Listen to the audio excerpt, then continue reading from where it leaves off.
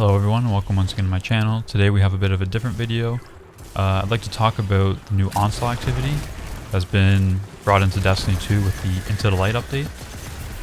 So we'll break this into a couple different parts. The first being kind of general tips on how to approach getting your Wave 50 clears on Legend. And this video will be approached from the Legend perspective. I haven't really touched the regular mode at all. But for Legend, I've done about 10 or so full Wave 50 clears, with a couple of pretty unfortunate, like 48, 49 wipes, a lot of those on the first day being the disconnects due to the server issues. And I would say probably 60 to 80% of my full runs, as well as most of my farm, has been done like no comms with LFG, rather than farming with friends. I have started to farm more with friends as more people have kind of come back to the game.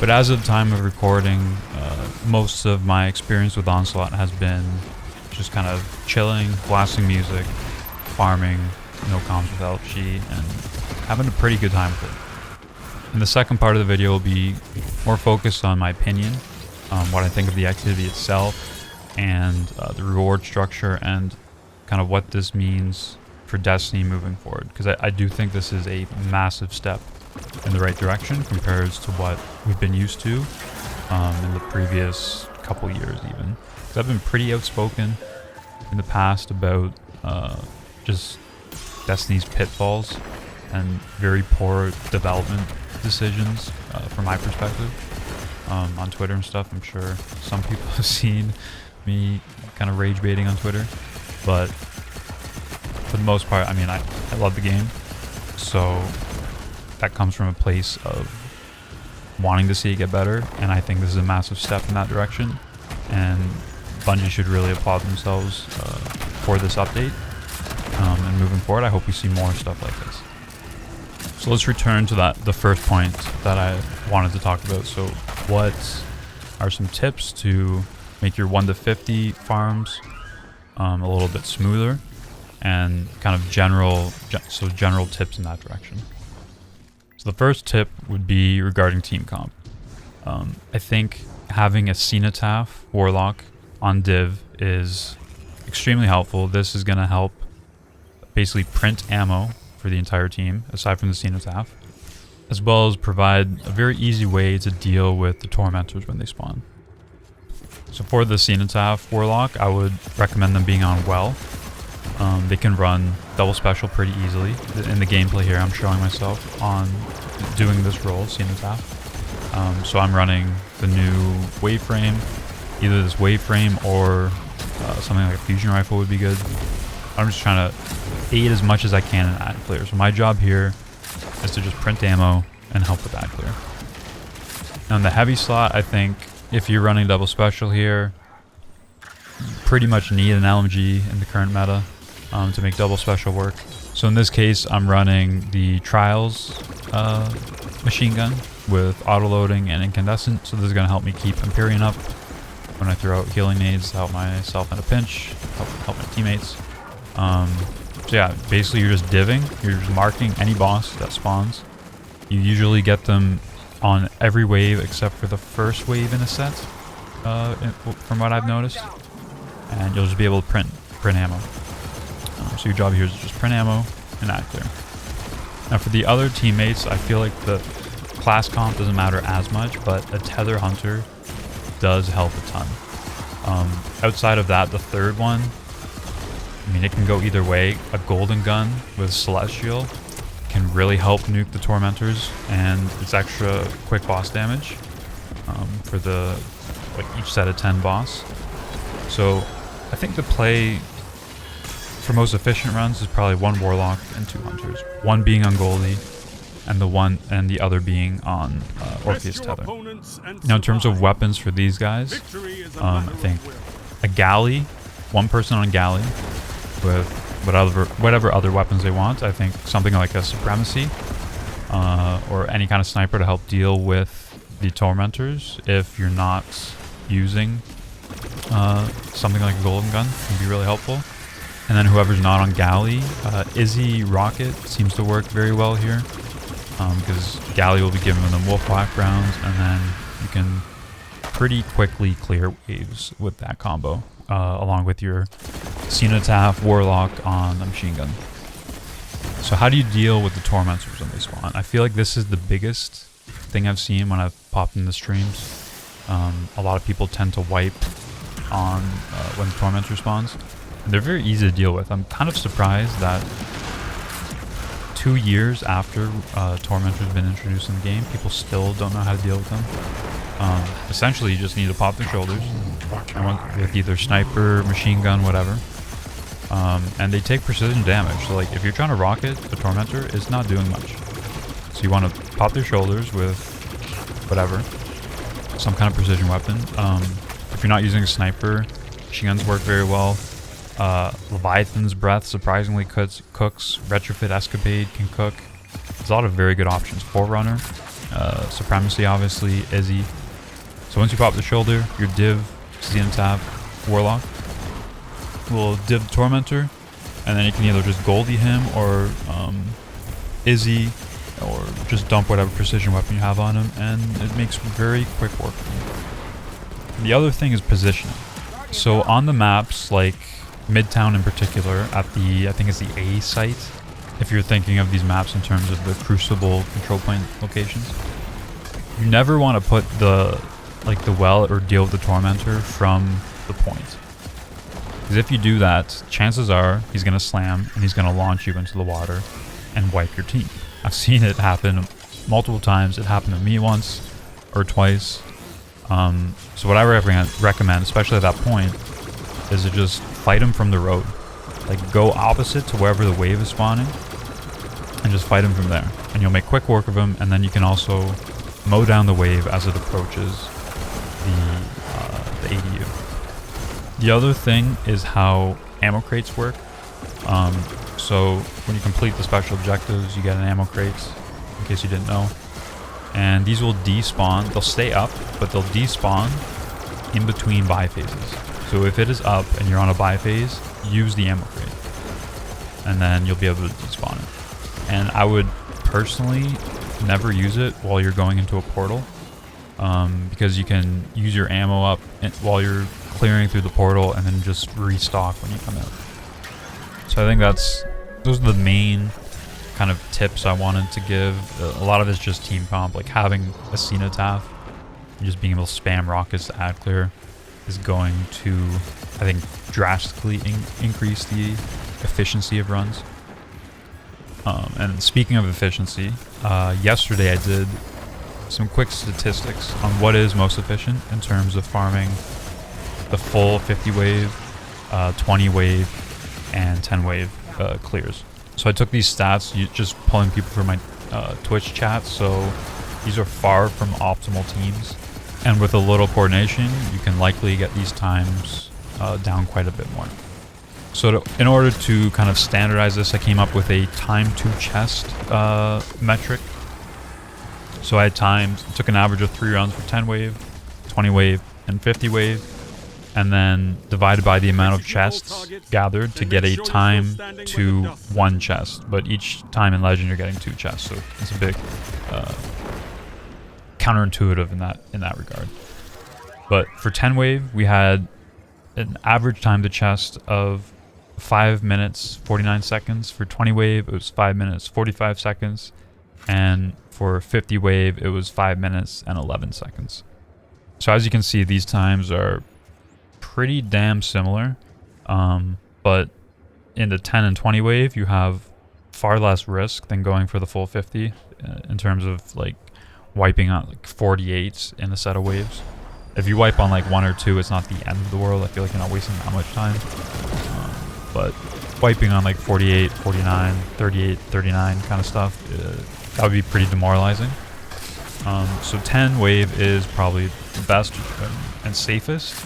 But 20 wave can be a little bit more efficient.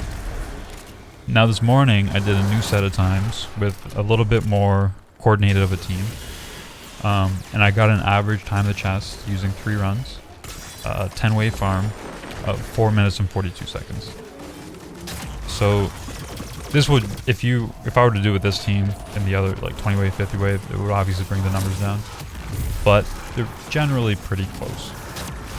So given that, I would say just farm the 10 wave like everyone's been doing. And this brings me into kind of my opinion on the activity as a whole. So let's start with the loot structure. So on Legend, you naturally get double drops compared to the regular mode, from what I've heard. Again, I haven't really touched regular outside of the introductory version of Onslaught. But because this doesn't scale at later waves, Onslaught just feels very unrewarding compared to what we've been used to lately. For instance, Coil takes about half the time for a full run. Full run of Coil is around 30 minutes versus approaching an hour for a full 50 wave Onslaught. And for the final room of Coil, you get, I think it's like 5 or 6 chests versus 1 additional chest for completing wave 50 in Onslaught. So how can Bungie address this? I think the obvious solution is to increase the amount of chests you get per wave past X wave. So my personal suggestion would be 0 to 10, you get your 2 chests. 10 to 20, you get another 2 chests. But then after that, each boss, you get an additional chest. So completing wave 30, you would get 3 chests. Completing wave 40, you would get 4 chests. And then completing the full thing, you would end with 5 chests. I think that would be a very good balance between incentivizing playing the later waves, because honestly, just farming 10 over again is very boring. The combat difficulty is not that high, but this activity, when you're playing the whole way through, I think is one of the best activities Bungie has ever come up with. The other thing I see talked a lot on Twitter, Reddit, LFG even, is people complaining about shiny drops and that they're not dropping often enough. But I could not disagree more with this. I think they're about near perfect right now, and I think any buff to them, they wouldn't feel as special. And Destiny has suffered for literally years at this point of things not feeling special anymore. And shinies are the shiny variants of these guns. They do nothing special. It's not like you're suffering by getting a worse version of the gun. It's just unique and special. And Destiny needs stuff like that. I've been saying this stuff for years. Destiny needs the super rare stuff to chase that feels special and really great to get. Every time I get a shiny drop, it's exciting. And I haven't really felt that excitement in Destiny in years at this point. And honestly, I think just the addition of the shiny variants alone of these weapons is probably, I think, the single best addition to Destiny since they brought back random rolls. It's finally given something to chase for more hardcore players.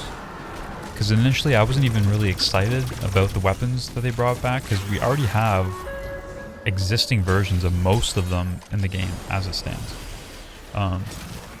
But seeing how cool these shiny models are and how good it feels to have them drop has made me want to chase more of them than I initially thought I would. Like I already have a succession, but I want to get a second one with the same rolls just to have the new model.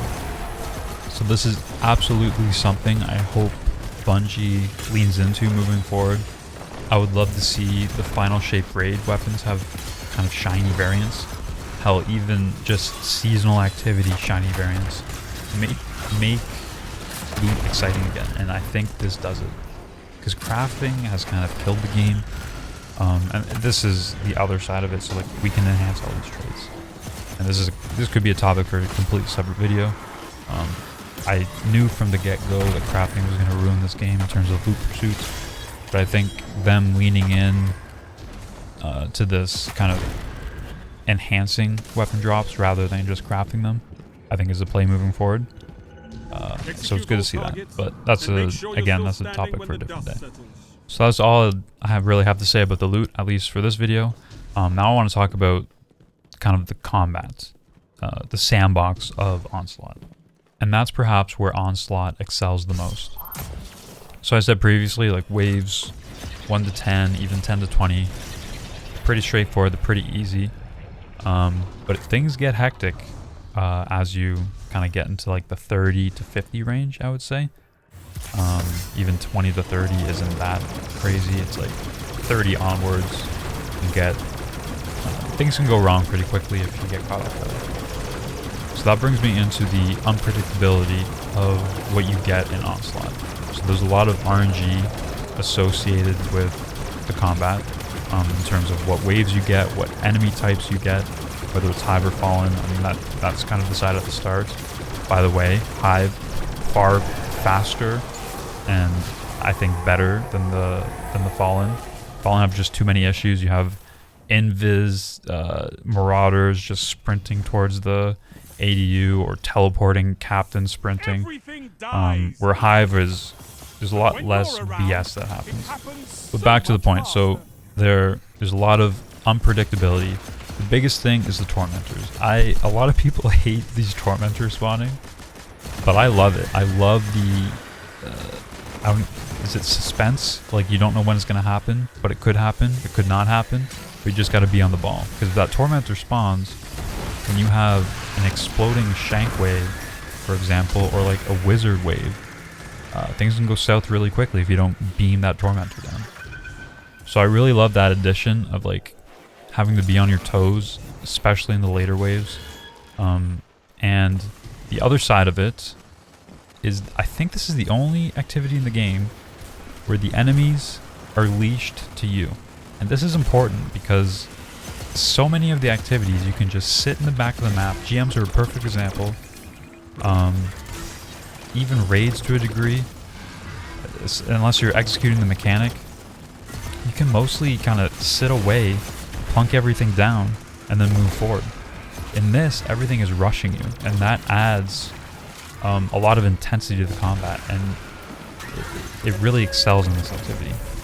So I would love to see more of this, the enemy AI coming to you rather than you going to them. Because it adds difficulty, it adds intensity, and it's just, I think it's just better game design, period.